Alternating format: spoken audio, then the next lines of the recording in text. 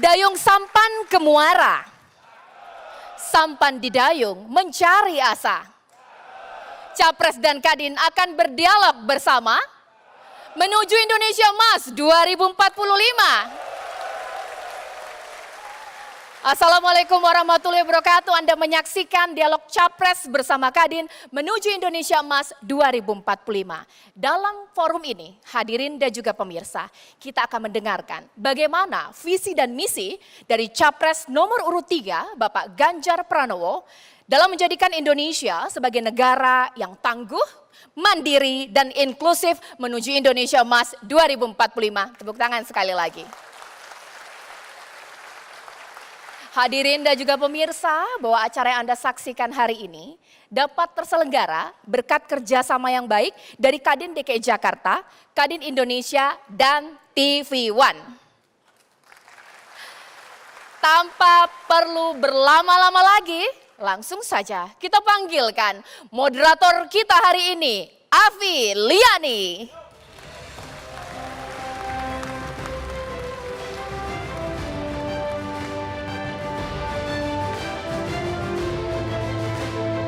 Sekarang saya akan panggilkan Ketua Umum Kadin DKI Jakarta, Ibu Diana Dewi.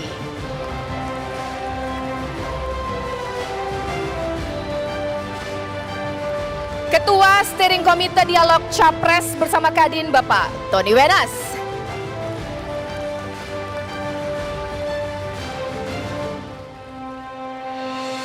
Ketua Penyelenggara Dialog Capres bersama Kadin, Ibu Karmelita Hartoto.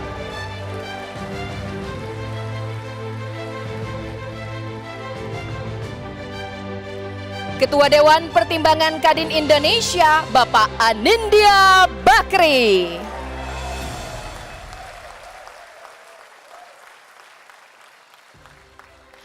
Pelaksana tugas harian Ketua Umum Kadin Indonesia, Bapak Yuki Nugrahawan Hanafi.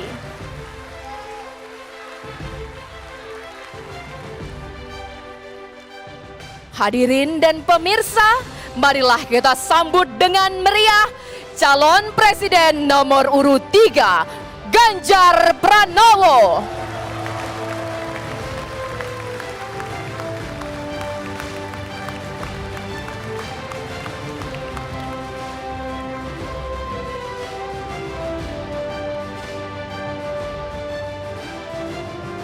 Menyanyikan lagu kebangsaan Indonesia Raya, hadirin dimohon berdiri.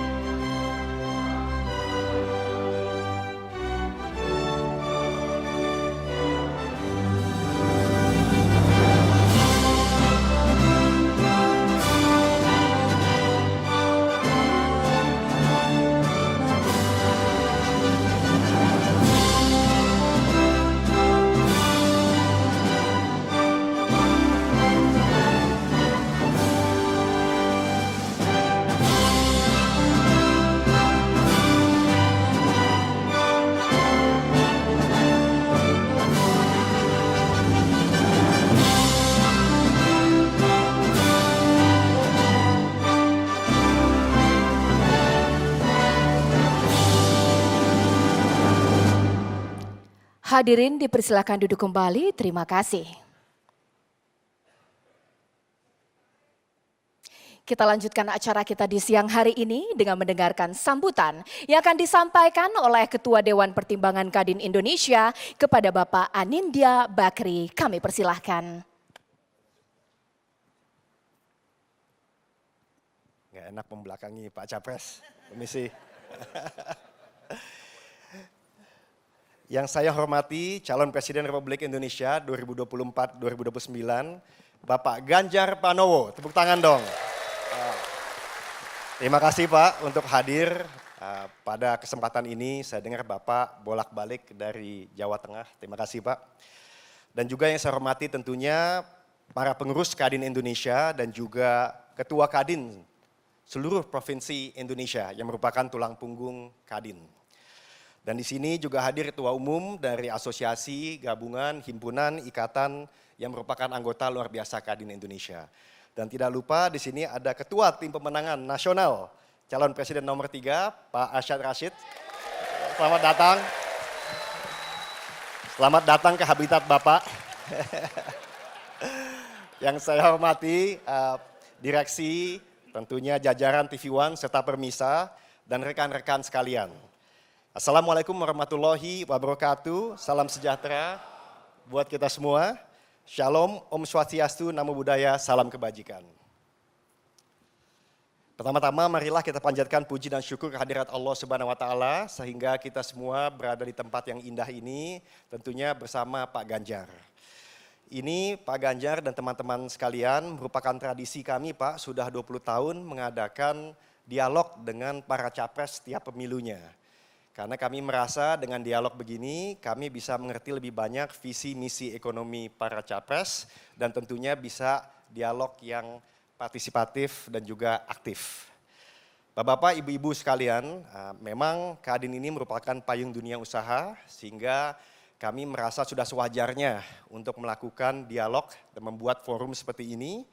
Dan kami yakin juga bahwa dialog seperti ini tujuannya bukan saja berbicara, tapi bisa mensejahterakan masyarakat luas.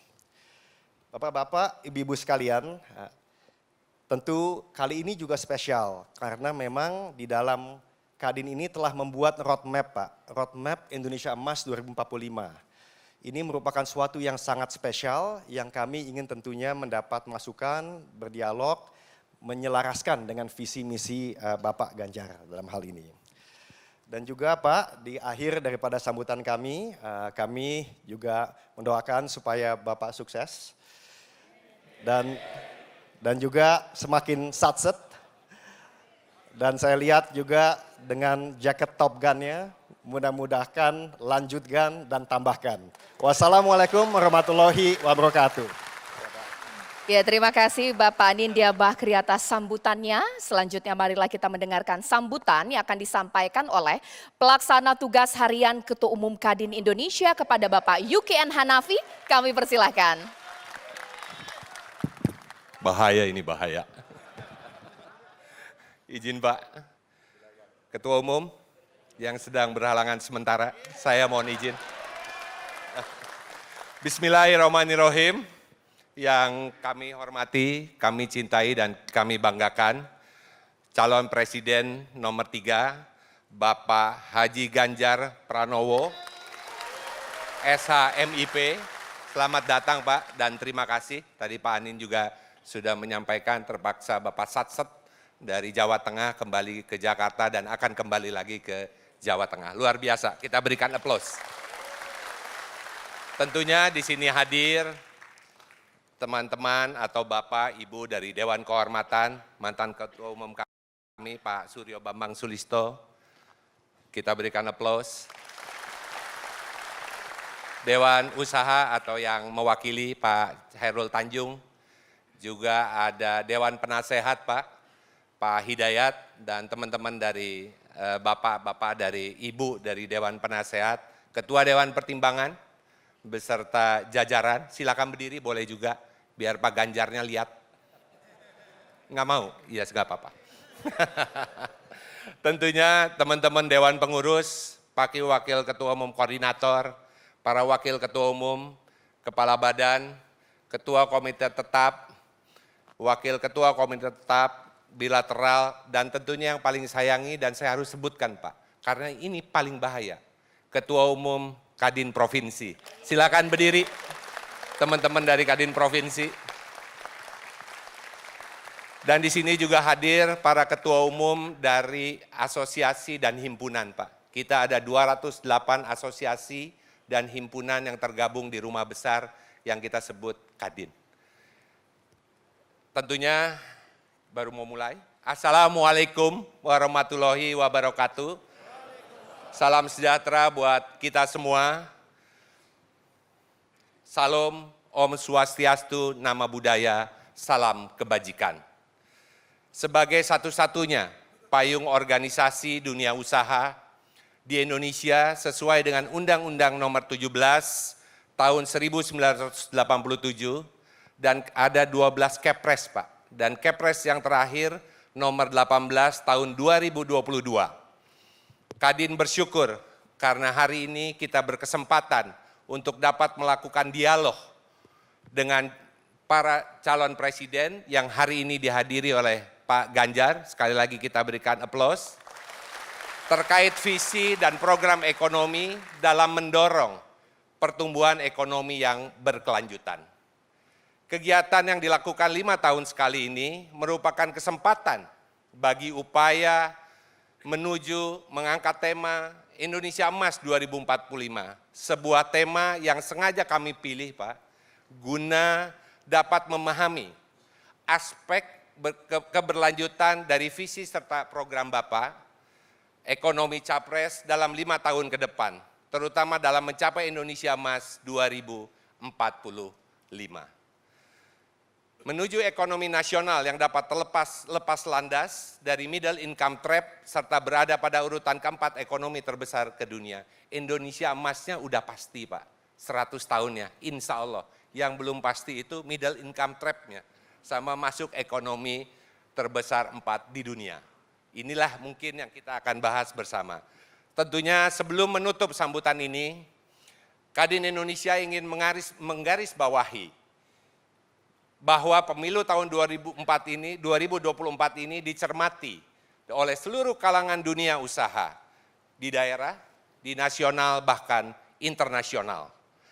Kami berharap pemilu yang damai dapat berlangsung sehingga iklim usaha Pak serta investasi yang kondusif dapat memberikan kepercayaan bagi kami sebagai pelaku usaha akan prospek cerah perekonomian Indonesia di masa yang akan datang.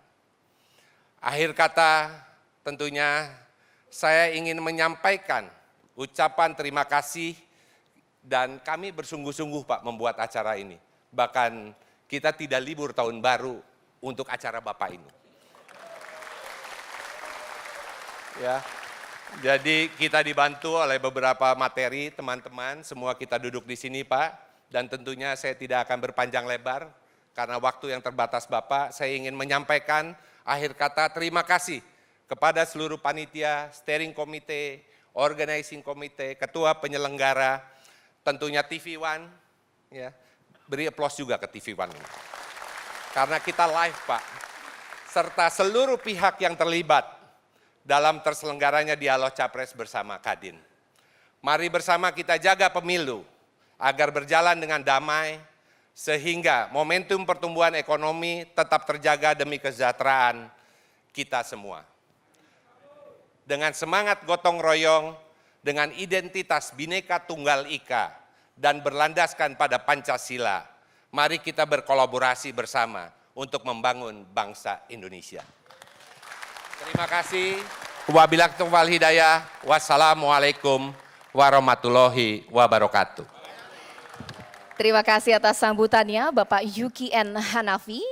Kita lanjutkan acara kita dengan mendengarkan sambutan yang akan disampaikan oleh Ketua Umum Kadin DKI Jakarta kepada Ibu Diana Dewi. Kami persilakan.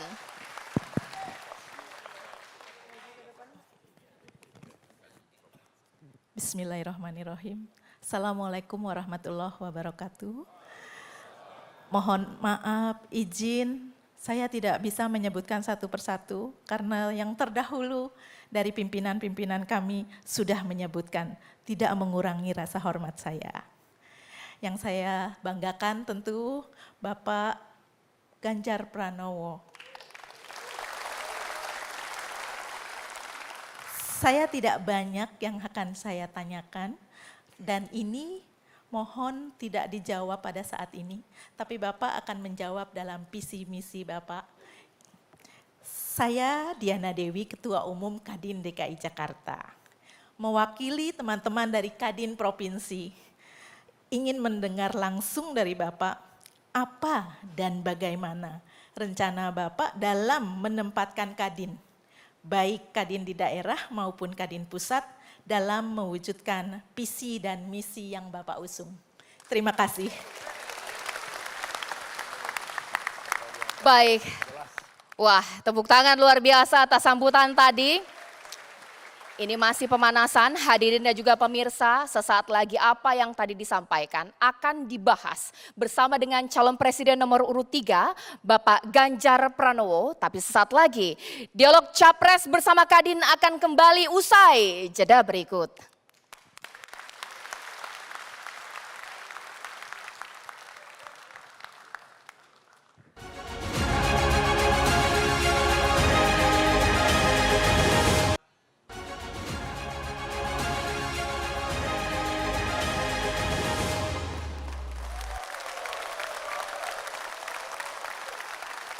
Jalan-jalan ke Sukabumi. Jangan lupa membeli mochi. Kita akan bedah visi dan misi bersama moderator kita, Afi Liani. Terima kasih Mbak Caca. Ya pemirsa, kita tadi sudah mendengarkan kata sambutan dari Ketua Kadin dan juga Kadin Jakarta. Ada pertanyaan yang harus dijawab oleh Pak Ganjar. Posisi Kadin daerah dan Kadin pusat berada di mana ketika Bapak menjadi presiden? Mungkin bisa dijawab dulu. Untungnya saya pernah menjadi gubernur. Jadi saya sudah bermitra dan sudah terbiasa dengan Kadin daerah. Ini ada mantan Ketua Jawa Tengah, Ketua Jawa Tengah. Mitra itu di level daerah, bahkan kita meminta kawan-kawan Kadin waktu itu untuk mendampingi SDM baru, startup, bahkan sudah sampai ke beberapa tempat di negara. Nah hari ini nasional. Kalau nasional mitranya tentu paling strategis, karena hampir dari seluruh cita-cita visi misi, sebenarnya kalau di Parasaripatinya itu tinggal satu aja. Hari ini kita butuh survive dan berkembang dari sisi ekonomi. Makanya Mbak Afi, Kadin menjadi mitra paling strategis. Maka kenapa tadi saya tengok dulu kanan, lihat depan, saya tengok kiri. Rasanya ada banyak yang cocok untuk saya ajak di kabinet. Baik, jadi kami berharap Pak kalau buat kebijakan nanti ajaklah Kadin. Karena Kadin yang paling tahu bagaimana di lapangan. Nah, terima kasih. Baik, jadi tadi kita sudah mendengar visi Indonesia 2045. Jadi yang akan kita bahas Pak hari ini dialog itu tidak lepas dari visi Indonesia 2045. Jadi terkait dengan pertumbuhan yang resilient, kemudian ekonomi yang sejahtera, dan juga masyarakat inklusif dan giat, serta pembangunan berkelanjutan. Itu yang akan kita bahas. Baik, karena Pak Ganjar mengatakan bahwa kalau sama pengusaha tuh nggak usah visi dan misi, tiap kali udah pada dengerin. Jadi kali ini kita langsung pada pertanyaan ya. Kita kasih aplaus dulu dong buat Pak Ganjar bahwa ingin bagaimana pengusaha langsung bertanya. Oleh karena itu Pak, yang pertama kami persilakan Pak Sarman Simanjorang, Wakil Ketua Umum Bidang Pengembangan Otonomi Daerah. Kami persilakan pertanyaannya. Ini gaspol ini ya. Gaspol ini. Saya akan tanya sekitar ketahanan pangan Pak. Silakan. Dalam 10 tahun terakhir, jumlah penduduk Indonesia bertambah 25,5 juta jiwa. Sedangkan jumlah petani berkurang 1,7 juta jiwa.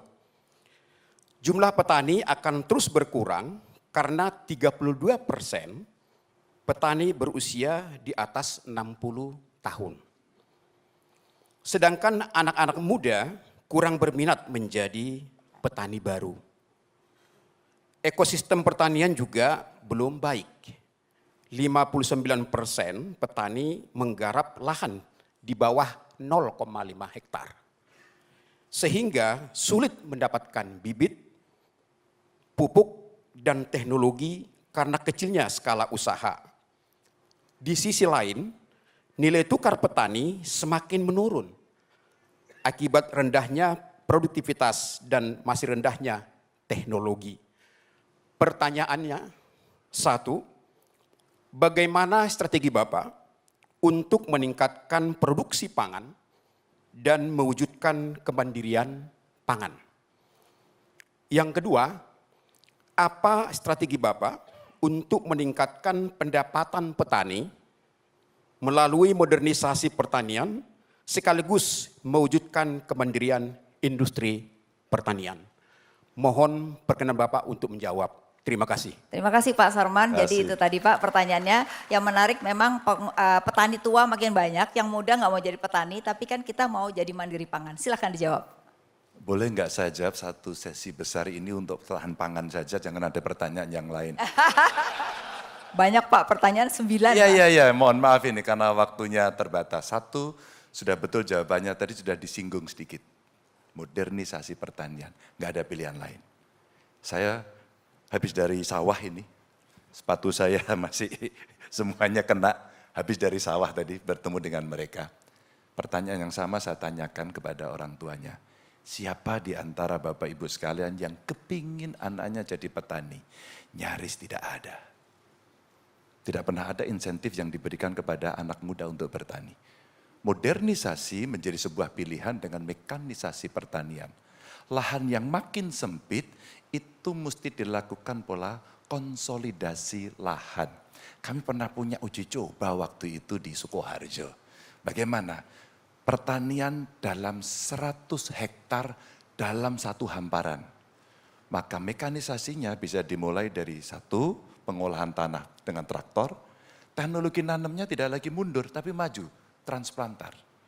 Transplanter inilah yang kemudian akan melakukan percepatan, efisiensi terjadi.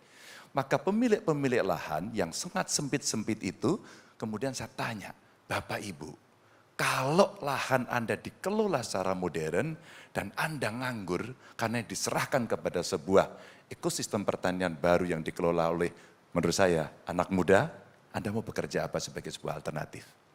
Ternyata dia ingin beternak, nggak jauh-jauh dari seputar pertanian dalam arti luas. Ibunya saya tanya, ibu pengen apa? Warung Pak. Ternaknya pun sampai saya tanya Pak, sudah keluar Pak? 3 Pak. Pilihannya 3. 1, sapi. 2, kambing. Yang ketiga, unggas Pak. 3. Itu pilihan yang mereka berikan kepada kami. Maka sebenarnya kalau kemudian korporatisasinya itu bisa dilakukan, mengajak anak muda, dilatih, SDM-nya bagus, saprotan-saprodinya disiapkan, Pak, praktek ini sudah terjadi. Tapi saya lihat kenapa hanya anak-anak ini yang mau melakukan. Satu, dia punya ideologis. Kami akan melakukan karena kami ingin tahan dan daulat. Tapi yang lain enggak menjanjikan. Lebih baik jadi pegawai di Kadin gitu Pak. Enggak mau Pak dia. Maka insentif mesti diberikan dengan cara itu. Anak muda Pak, saya tanya kenapa Anda enggak mau ke sawah? Kenapa enggak mau beternak? Bau kotor. Tapi ketika saya menemukan anak-anak muda yang ideologis itu Pak, kasih kami pelatihan dan teknologi Pak. Mudahkan bibit. Ada dari kementerian, lembaga riset, BRIN, perusahaan. Sebenarnya ada ABG lah, bukan anak buah Ganjar. Tapi ini ada akademisi, ada businessman, ada government. Kalau kemudian ini bisa kita wujudkan Pak, dapat Pak. Yang dibutuhkan serius. Tapi Pak, kalau ini tidak dirangkum dalam satu data pertanian Indonesia, jebol Pak. Lahan kita nanti akan tidak tercatat dengan baik, maka ketika kita mencontohkan subsidi pupuk saja, sampai hari ini tidak pernah tepat sasaran. Maka ketika saya membuat data petani, saya kasih kartu tani, dipersoalkan. Kenapa dipersoalkan? Wong ini data petani kok. Berapa luas lahannya, tempatnya di sana, di mana, pakai geotek, maka distribusinya mestinya bisa. Kalau tanpa itu, ya kita manual terus Pak sampai hari ini. Tiba-tiba jeger kami datang dan ketemu dengan masyarakat semuanya, harga beras termurah sekarang 13.000, Pupuk kemudian susah dicari, yang ada tetap jatuhnya mahal. Dan mereka tidak bisa melakukan pemupukan optimal. Apa yang terjadi kemudian? Boleh nggak kita kemudian mencoba mencari relasi apakah tingginya harga pangan yang namanya beras itu karena produksi kita rendah? Sebenarnya ada beberapa langkah berikutnya, tapi kita berikan berikutnya kepada yang lain. Ini menarik Pak, jadi korporatisasi dan high teknologi akan dilakukan dan petani juga bisa mendapatkan keuntungan karena ada bisnis lain di luar itu ya Pak? Karena ada bisnis lain mendapatkan nilai tambah dan ingat, hasil riset di Indonesia yang terbanyak adalah pertanian. Kenapa kita tidak pakai? Pakai dong. Wah luar biasa, kita kasih tepuk tangan karena ini satu hal yang menarik, kita bakal mandiri pangan kalau Pak Ganjar jadi presiden. Oke baik, berikutnya ada pertanyaan yang kedua Pak, yaitu terkait dengan industri farmasi dan alat kesehatan. Kami persilakan Pak Randi Teguh, Ketua Komite Tetap Alat Kesehatan. Silakan Selamat Pak. siang Pak Ganjar. Selamat sore. Sehat Pak ya? Oh selamat sore. Alhamdulillah, betul. ya. Iya. Tadi Bapak dari sawah, semoga tidak dari rumah sakit karena kondisi sehat. Pertanyaan saya dari industri farmasi dan kesehatan. Pandemi COVID-19 mengajarkan Indonesia dalam industri farmasi dan kesehatan 90% bahan baku komponen tergantung pada impor. Kita ketahui industri farmasi, kimia dasar, komponen sangat tergantung kepada industri kimia dasar dan petrokimia. Data di negara tetangga, misalnya Vietnam, mereka punya 29 industri petrokimia, sementara Indonesia baru 4. Terkait dengan riset and development, khususnya seperti di alat kesehatan, pengembangan industri alat kesehatan melalui inovasi sangat panjang, butuh waktu, karena harus melalui 2 Valley of Death, bahkan dalam dana riset hanya 0,05% dari PDB dibandingkan negara maju yang rata-rata sekitar 3% dari PDB. Ini 2 pertanyaan. Pertama tentu bagaimana strategi Bapak untuk meningkatkan industri bahan baku komponen untuk farmasi dan alat kesehatan dalam negeri, itu di hulu, dan tentu yang di hilir yang menjadi penting, bagaimana strategi Bapak untuk memenuhi kebutuhan alat-alat kesehatan di seluruh layanan sarana rumah sakit seluruh Indonesia, yang untuk meningkatkan tentu standar layanan, tanpa menghilangkan kesempatan bagi pengembangan alat kesehatan dalam negeri, untuk pengembangannya dan juga diserap oleh market. Kira-kira itu kami butuh pandangan dan jawaban dari Pak Ganjar. Terima kasih. Jadi Pak tadi dikaitkan bagaimana kalau ada substitusi import itu ada jangka waktunya tidak otomatis langsung, dan yang kedua adalah alat kesehatan biasanya suka dipersulit import, gimana ada transisi. Silakan Pak. Bapak berkenan jawaban panjang apa pendek? Jawaban lengkap Pak. Oke, pintar. Lengkap 2 menit Pak. Jawaban pendeknya Pak, Research and Development. Kami bincang soal ini dengan BRIN. 1% aja Pak kita mulai Research and Development Indonesia dari PDB Pak. 1% aja.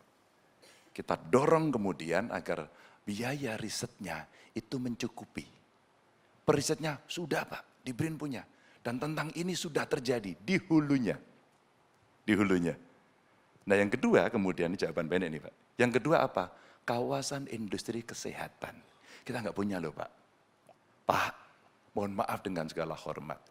Setiap kami menyusun anggaran, pengalaman saya 10 tahun menjadi gubernur, permintaan tertinggi adalah Alkes Pak. Dan maaf, yang banyak bermasalah juga di Alkes Pak. Yang ketawa berarti pelaku. Ini tidak boleh kita teruskan. Ini mesti kita hentikan. Maka pertanyaan ini top. Ini pertanyaan bagus banget. Saya senang banget.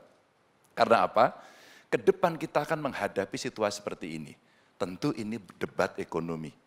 Bukan debat ya. Iya Pak. Dialog. Dialog. Ini dialog ekonomi. Tapi sebenarnya ada dialog ketahanan nasional Pak. Karena apa? Kalau kita bicara teori persenjataan, kayak debat kemarin itu. Ya. Sekarang kita bicara, Bapak Ibu bicara enggak senjata biologi? Kita tentu tidak akan menilai apakah COVID itu sebuah virus yang begitu saja, apakah sebenarnya ini depopulisasi. Itu kan terjadi perdebatan panjang. Oke, lupakan. Tapi ke depan ini bukan tidak mungkin akan terjadi. Bukan tidak mungkin. Kenapa Ebola hanya di Afrika tidak sampai di sini? Kenapa? Maka kemudian riset and development-nya, anggarannya dinaikkan Pak. Terus kemudian produksi dalam negeri dimulai. Bahasa saya Pak, dimulai. Saya tidak menjadi utopis yang kemudian besok pemerintahan saya beres selama 5 tahun. No way. SDM kita tahu kok. Bung Karno itu pernah mengingatkan, Indonesia mau jadi negara besar enggak? Kalau mau jadi negara besar, ada 2 hal yang harus dipenuhi. 1 logam dasar, 2 kimia dasar.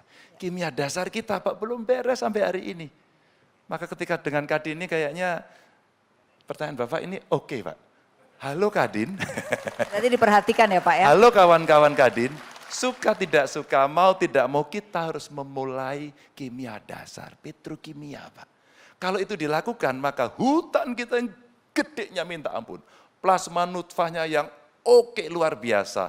Perisetnya yang sudah ada. Siapa yang memungut itu dalam meja pengambilan keputusan? Tidak ada Pak. Karena ini perkelahiannya Pak dengan para pedagang juga. Kita tidak bisa mandiri Pak. Kita akan digoda terus untuk mencari kemudahan. Disitulah kita tidak pernah berdikari dalam bidang ekonomi, sampai kapanpun.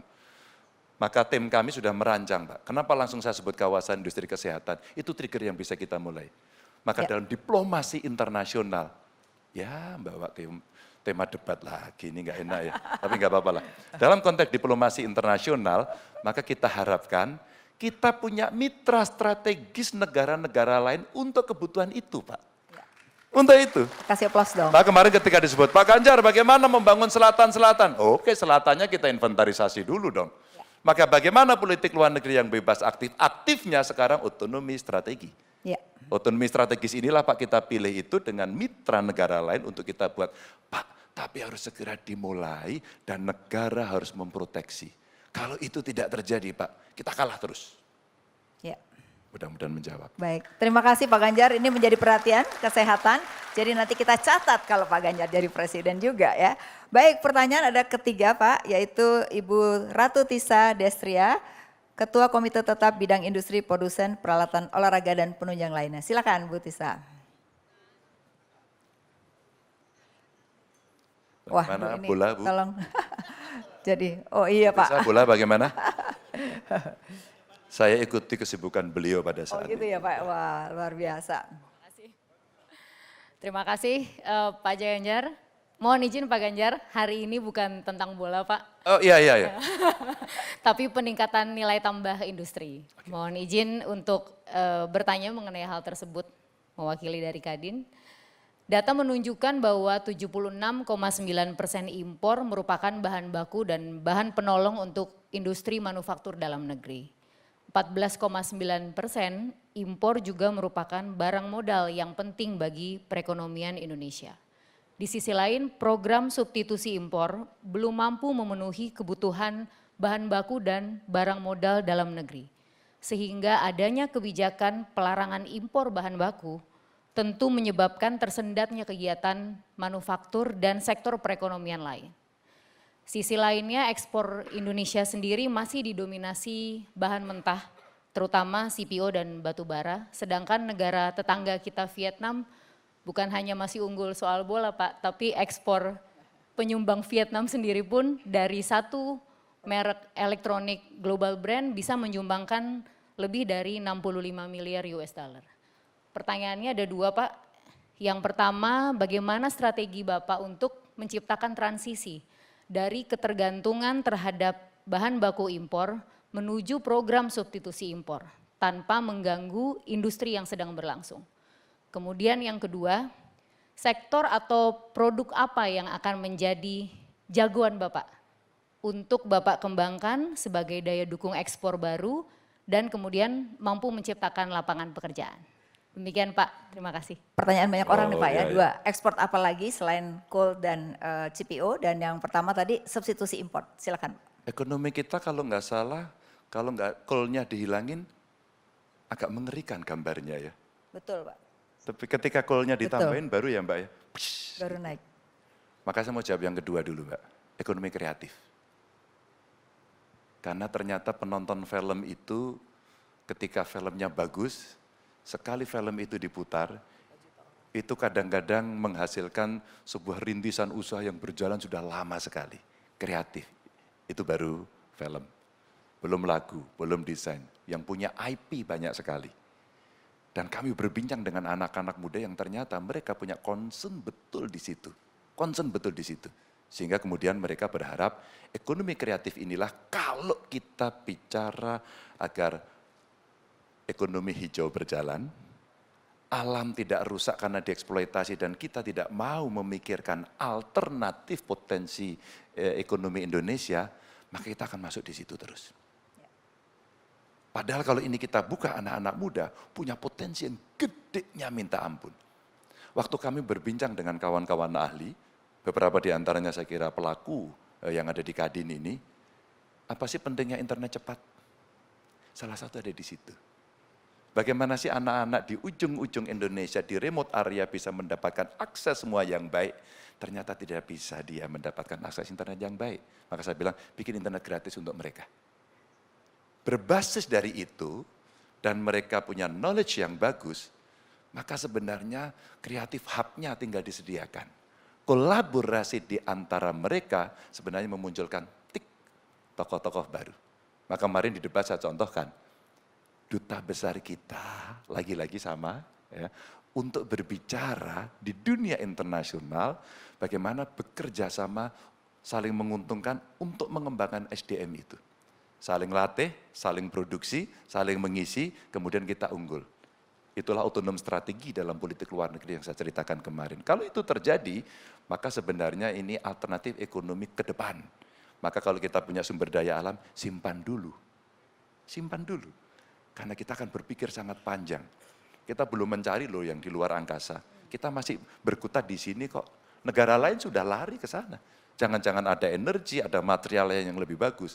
Tapi beberapa kawan profesor dari ITB kemarin mengingatkan, Mas, riset and development.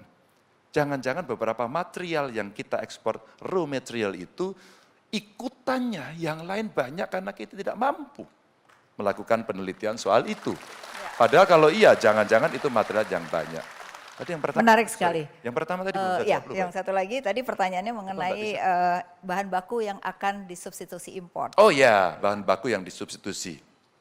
Maka ketika kita bicara, hari ini kita punya, kalau salah satunya umpama yang dua unggulan lah ya, coal sama sawit. Ya, sawit. Ya, batu bara sama sawit. Ya udah, itu jadikan anchor dulu. Sekarang lagi geser ke nikel. Lagi geser nih nikel, lagi agak laku gitu.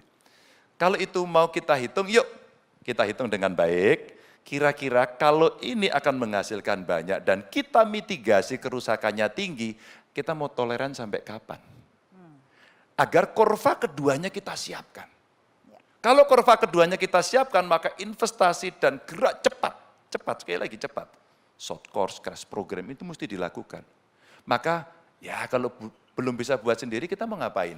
Merenung, marahin orang? Enggak lah. Ngamuk-ngamuk enggak bisa. Yang bisa mencari partner kolaborasi. Maka kalau kemudian kita, tadi saya contohkan apa? Selatan-selatan, kita mau buat nikel. Ya, beberapa material kita tidak punya, tapi Argentina punya. Maka kemudian ya udah kita kerjasama selatan-selatan dengan Argentina. Sama ketika kita akan mencari material yang kita tidak punya. Kita cari aja negara yang bisa secara strategis bekerja sama dengan kita. Sehingga nanti, oh ya kita belum bisa buat sendiri, kita ajak mereka. Oh ini belum bisa juga, oke kalau gitu saya impor dari Anda, tapi kita kasih batasan waktu. Agar terjadi transfer of anything. Ya knowledge-nya, ya modalnya, ya apapun lah. Jadi tambang yang akan jadi yang utama Pak untuk menambah ekspor. Kenapa? Tambang, sektor tambang atau ada sektor lain selain tambang? Kalau kita mau bicara ke depan dan ini sustain, Ya. lalu tidak merusak, tidak jorok lagi, ekonomi kreatif. Oke, ekonomi kreatif juga ya. Jadi Ekonomi selain kreatif. ekspor, tetapi Iya. yang substitusi impor tadi nilai tambahnya tetap di ekonomi Tetap, kreatif. masih Baik. ada. Nah tinggal kita hitung, ini akan berapa lama, kan kita bisa memitigasi, Ya. punya alat ukur. Kalau ini habis-habisan, kita akan habis dalam waktu berapa lama. Kita mau hentikan atau nekat. Baik. Maka kalau kita bicara kondisi seperti itu ya soal ekological, sosiologi, dan governance, ESG-nya itu mesti betul-betul, nggak boleh jorok. Iya. Hancur Baik itu Pak. kalau jorok itu. Nanti masih ada sesi lagi, masih ada 6 pertanyaan lagi, tapi kita harus break dulu. Ya pemirsa jangan kemana-mana juga yang ada di studio dan juga di sini. Kita akan kembali lagi setelah pariwara berikut ini.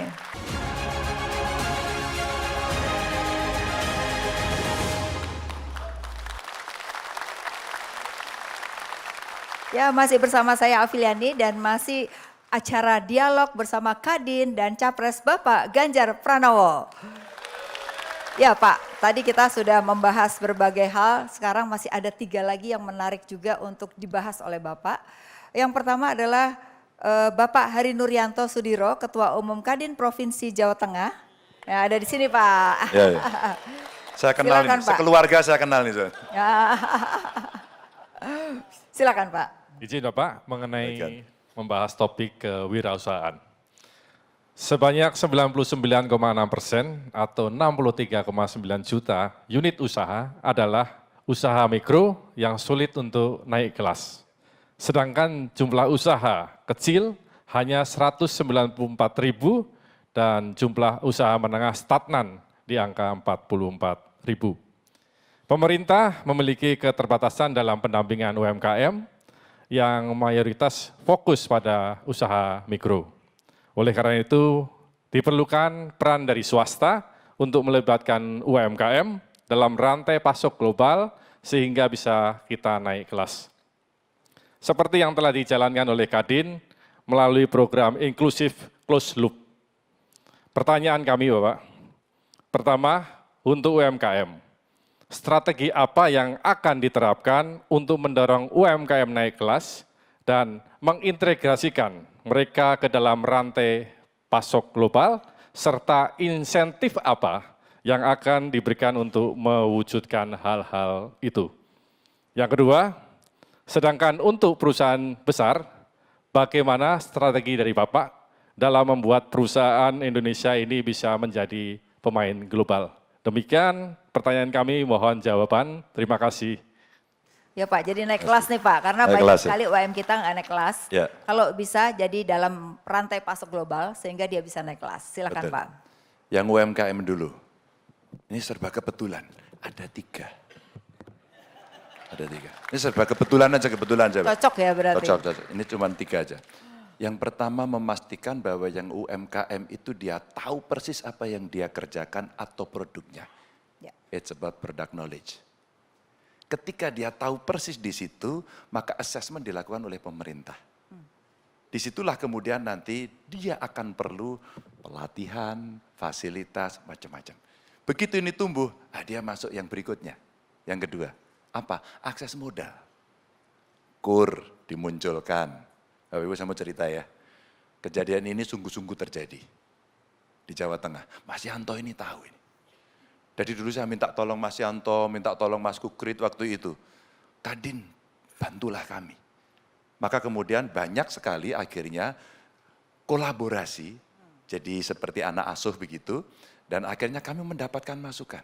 Pak, kalau seperti ini kondisinya, suku bunga banknya tinggi sekali, kami UMKM nggak bisa Pak.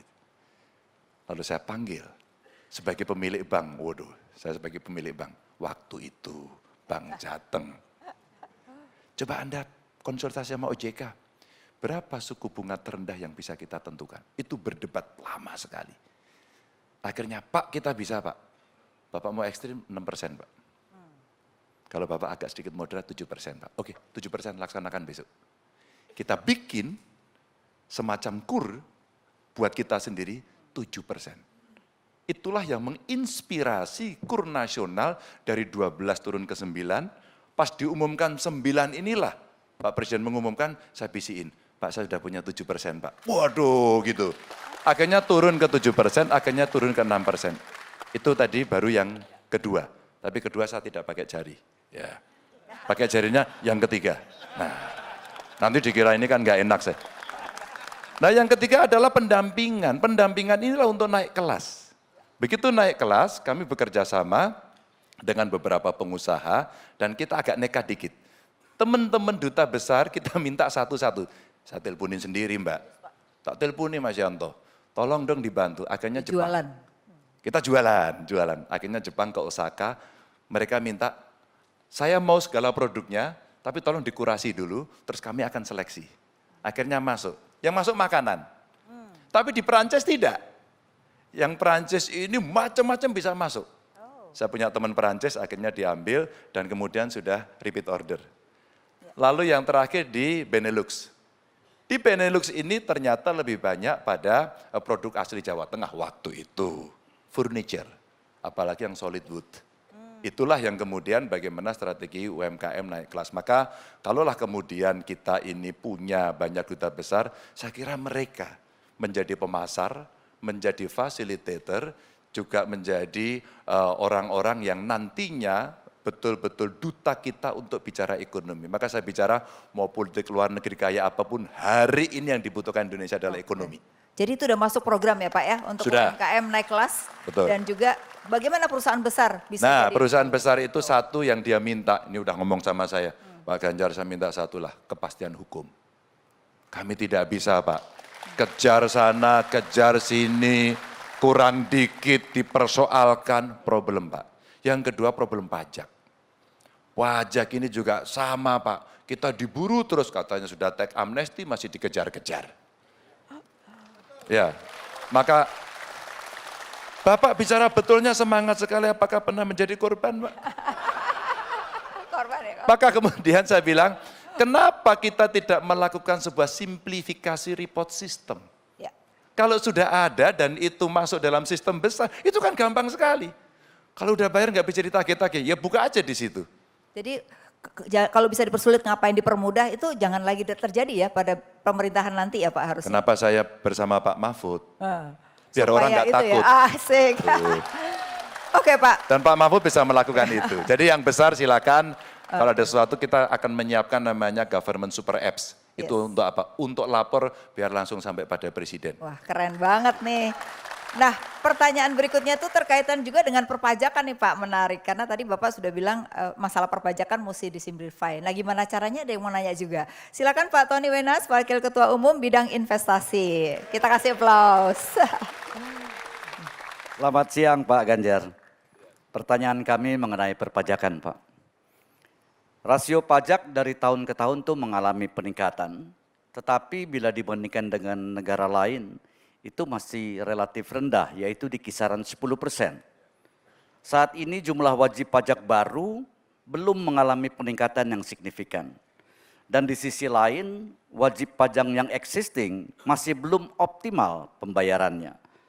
Hal ini tentu sangat mempengaruhi kondisi persaingan usaha, di mana pelaku usaha yang taat bayar pajak harus bersaing dengan pelaku usaha yang tidak taat bayar pajak, sehingga cost yang taat akan lebih tinggi daripada yang tidak taat. Dan ini tentu saja menimbulkan persaingan yang tidak sehat. Pertanyaannya adalah bagaimana strategi Bapak untuk dapat meningkatkan tax ratio Indonesia, baik dengan ekstensifikasi pajak melalui penambahan jumlah pajak baru, maupun intensifikasi melalui optimalisasi pajak bagi wajib pajak yang belum taat pajak, agar dapat menciptakan persaingan usaha yang sehat. Mohon jawabannya Pak Ganjar. Ini menarik pertanyaan pengusaha Pak, pengen taat pajak tapi saingan sama yang tidak taat pajak. Ngapain saya bayar pajak? Udah taat-taat, yang sana nggak bayar pajak, enak aja. Kira-kira gitu ya Pak ya. Kalau bahasanya gitu rasanya lebih asik tadi Pak. Saya menunjukkan kedongkolannya gitu ya. Pak Wenas ini bagus sekali pertanyaannya. Karena juga kami mendengarkan, maka saya sentil tadi. Saya sentil sedikit. Kayaknya omongan saya benar ya tadi ya. Merasakan kan ya. Udah TA dikejar lagi gitu kan. Merasakan kan Pak. Maka betul Pak. Sebenarnya udah terjawab sendiri oleh Pak Wenas. Jadi mau dilakukan gitu Pak. Ekstensifikasi dan intensifikasi. Intensifikasi itu optimalisasi. Bukan memeras, beda loh ini. Ini bahasa ini nggak enak banget di pengusaha. Pak Ganjar tolong dong Pak. Kita itu udah bayar Pak. Kalau Bapak mau cari kesalahan kami pasti ada lah Pak. Tapi silakan tunjukkan Pak. Silakan Bapak baca, saya akan saya tunjukkan. Ini loh Pak, grafik pembayaran pajak saya. Ini sales kami Pak. Kurang apa kami pada Republik ini?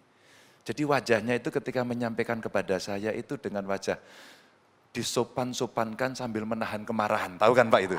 Ini kalau kita pakai P rasa tadi ya, itu Pak. begitu. Tadi kira-kira begitu. Nah, maka kemudian Apa sulitnya kita membaca data, Pak? Alat ini sangat bisa membantu kami. Saya senang dengan pertanyaan ini karena kami berkonsultasi dengan konsultan pajak, kami komunikasi dengan kawan-kawan saya di Kementerian Keuangan, di Dirjen Pajak, dan saya komunikasi dengan pengusaha. Detailnya nggak saya baca, Pak. Nggak saya bawa, jadi saya nggak akan baca di sini. Saya takut salah karena data. Tapi nanti bisa kita omongkan. Pak, inilah pembayar pajak kita, ini yang sudah punya NPWP, ini yang sudah bayar, ini yang bayarnya penuh, Pak. Saya sudah punya, Pak Wenas. Bapak jangan khawatir, nama Bapak aman. Maka pada saat itu, Pak, saya ambil satu, Pak. Loh, yang ini kan berarti bisa dioptimalkan. Maka saya punya formula itu, Pak. Pak, yang bisa dioptimalkan range ini sampai ini. Ada namanya enggak? Bapak tinggal minta, Pak, itu ada. Oke. Lalu yang ekstensifikasi di mana? Ini, Pak, segini, Pak. Segini, Pak, gedenya. Nah, yang gede banget ini, Pak, sebenarnya yang Bapak bisa aja dialog. Jangan diancam deh, Pak. Mereka ini punya kok semangat berusaha. Pak, saya itu sebagai orang yang pernah di pemerintahan gitu ya, melihat seperti ini. Pak, pemerintah nggak bisa jalan sendiri. Omong kosong kalau dia bisa berjalan sendiri. Dia butuh mitra, dan kalau konteks ekonomi, siapa lagi tidak kalau bukan Kadin? Ya. Siapa Setuju, lagi Pak. kalau bukan pelaku usaha? Maka kemudian cara itulah yang kemudian bisa kita naikkan. Tax ratio-nya oke apa enggak? Tapi terakhir, Pak, kalau itu udah berjalan, mau intensifikasi, kayak ekstensifikasi, by data tadi agar ada special treatment pada masing-masing klaster, Pak. Otomatis. Satu, Pak, penegakan hukum, Pak. Lagi-lagi, Pak, kalau itu sudah begitu, terus kemudian kemarin ada cerita permanen di pajak, cerita moge, cerita saru lah, cerita yang nggak enak itu, kan distrust itu masyarakat, Pak. Yang ini mesti dibereskan. Nanti sih ada kelembagaannya kita atur, Pak. Ya. Nanti cerita Setuju, Pak. kelembagaannya undang saya lagi. Kayaknya apa yang disampaikan Kadin semua Bapak rasanya cocok ya Pak ya? Cocok. Ya, oke. Cocok, Nah persis. kaitannya nih Pak, habis bayar pajak kan ada pelakunya nih Pak, ada koperasi, ada BUMN sama swasta. Nah ini ada persoalan nih, gimana membuat playing field antara swasta dengan BUMN itu jadi sama. Nah ada penanyanya dulu nih Pak, silakan Pak Juan Permata Adu, Wakil Ketua Umum Bidang Perdagangan. Sebelum bertanya, Pak, ada berapa yang belum terbayar oleh BUMN, Pak? Siapa yang belum dibayar? Itu di sebelah kanan banyak sekali. Oke. Silakan tanya, Pak. Silakan Pak Juan. Terima kasih Pak Ganjar, kami dari Kadin, saya Yuan Permata Adu, Wakil Ketua Umum Kadin. Undang-Undang nomor 19 tahun 2003 mengatur usaha BUMN itu melakukan kegiatan yang tidak pernah dikerjakan atau tidak mungkin dikerjakan oleh swasta. Dalam pelaksanaannya Pak, undang-undang ini terkait dengan Undang-Undang nomor 5 tahun 99 mengenai larangan praktek monopoli. BUMN dengan alasan penugasan pemerintah melakukan kegiatan monopoli di sektor yang swasta sudah lakukan. Nah ini dia kebal terhadap Undang-Undang nomor 5 tahun 99. Inilah salah satu kepastian hukum bagi kami usaha di kelas menengah dan swasta untuk bagaimana kita mempertahankan usaha kita menghadapi perilaku masalah BUMN dan swasta ini. Pertanyaan kami Pak, dapatkah Bapak membantu sinergi antara BUMN dan swasta ini agar sinergi itu memberikan kontribusi positif terhadap kegiatan ekonomi Indonesia.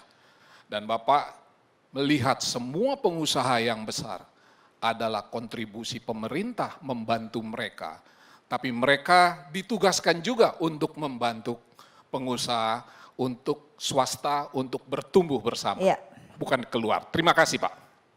Demikian Pak, jadi bagaimana playing field terhadap pelaku ekonomi? Karena kita kan ada 3 pelaku ekonomi ya, Betul. swasta, BUMN, dan koperasi. Silakan Koperasi. dijawab Pak. Pak, terima kasih, Pak. Hari ini saya kumpulin data, Pak. Berapa kemudian supplier-supplier itu mitra-mitra yang tidak terbayar. Malu dong. Tangan dong. Kalau kita punya usaha plat merah nggak bayar, malu kira-kira gitu kan. Ya, ini kok ngangguk semua ini. Ini kayaknya korban-korban lagi ini. Kenapa Bapak Ibu ini saya tanya, rasanya menurut saya kira Bapak tadi betul Pak. BUMN itu masuk ketika yang lain belum siap masuk. Maka sebenarnya pioneering. BUMN itu pionir. Nanti kalau sudah, ini seperti stimulan saja. Kalau sudah kita lepas. Kan sebenarnya negara tidak mencari uang toh. Ya. Negara tidak mencari uang kan sebenarnya. Fasilitasi negara itu. Jadi kita memang to govern betul-betul mengelola, memerintah, memanage, menstimulan agar itu tumbuh. Maka kemudian kalau tadi ditanyakan, Pak rasanya penting Pak. BUMN, kamu boleh punya anak perusahaan tapi tidak boleh punya cucu, cicit, apalagi, ketawa lagi. Korban-korban lagi sebelah kanan saya ini. Betul ya? Betul Pak. Maka begitu Bapak tadi bicara monopoli, saya coba memahami, memutar otak saya. Ini kayaknya yang maksudnya BUMN punya cucu, punya anak, punya cucu, punya cicit, canggah, gantung siwur kira-kira itu kalau orang di Jawa itu. Sampai banyak. Akhirnya swasta tidak punya peran. Pak ini butuh, kalau orang bisnis itu ya rasa kamanungsan, rasa kemanusiaan. Ya kalau orang Jawa bilang itu ngono ya ngono ning ojo ngono.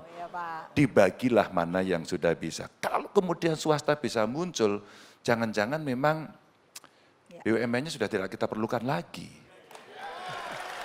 Loh iya dong. Tapi jangan-jangan kalau Anda dari anggota Kadin ini besok saya jadikan Menteri BUMN, Anda kelakuannya sama. Jangan lo ya, bawa misi ini lo ya. Bapak Ibu percayalah, pemerintahan yang punya integritas tinggi, yang memahami peran tadi itu, ya ada swasta, ada BUMN, ada koperasi yang paham secara konstitusi, dia akan mengerti proporsi yang mesti diberikan.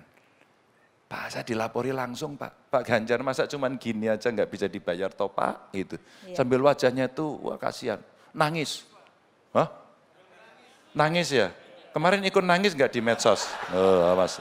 Kreditnya nggak bisa bayar nih Pak. Ya, maksud saya, nah kalau sudah begitu, saya punya pengalaman bagaimana membawa pemerintahan. Pak, kalau sudah seperti itu dan tidak selesai, maka pemimpin tertinggi harus menyelesaikan, suka tidak suka, mau tidak mau. Waktu di Jawa Tengah kami sering diomongin, wadul mereka. Wadul itu apa ya bahasa Indonesianya? Ngadu. Mereka ngadu aja.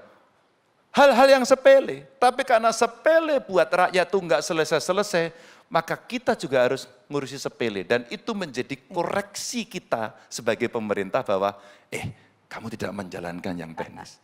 Maka dengan godam dari pimpinan tertinggi, kita ngomong seperti itu bisa laksanakan. Bahkan saya ngomong gitu, waktu ketemu dengan para pengusaha yang tunggakannya masih banyak. Tunggakannya banyak. Pak Ganjar tolong dong selesaikan. Rasanya dia sedang membuat surat kuasa ke saya untuk saya menjadi debt collector.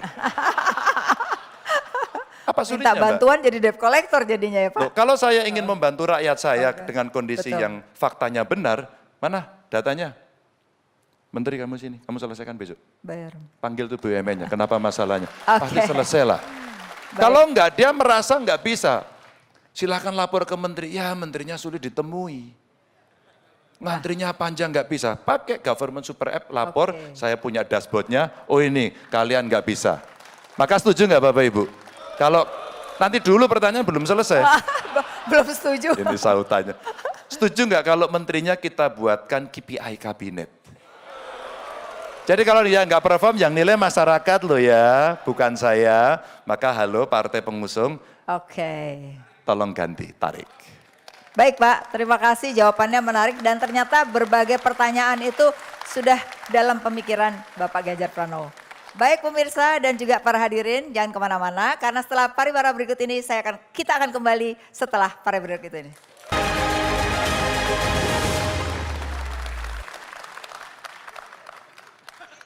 Masih bersama saya Afiliani dan dialog Kadin bersama Capres Bapak Ganjar Pranowo. Saat ini kita juga masih ada penanya nih Pak Ganjar. Sebelum masih ada ya? Kita akhiri, ada satu yang sangat penting sekali karena bicara tentang green economy. Kami persilakan Ibu Sinta Wekamdani, Wakil Ketua Umum Koordinator Bidang Kemaritiman dan Investasi Luar Negeri. Silakan Bu. Terima kasih Pak Ganjar, ini pertanyaan yang penting sekali yang berhubungan dengan pembangunan berkelanjutan. Salah satu pilar yang ada di roadmap tadi. Nah mungkin kalau kita tahu kan Indonesia sudah komitmennya ya, untuk mencapai net zero itu pada 2060. Namun kalau kita lihat itu masyarakat miskin itu masih 25 juta di Indonesia.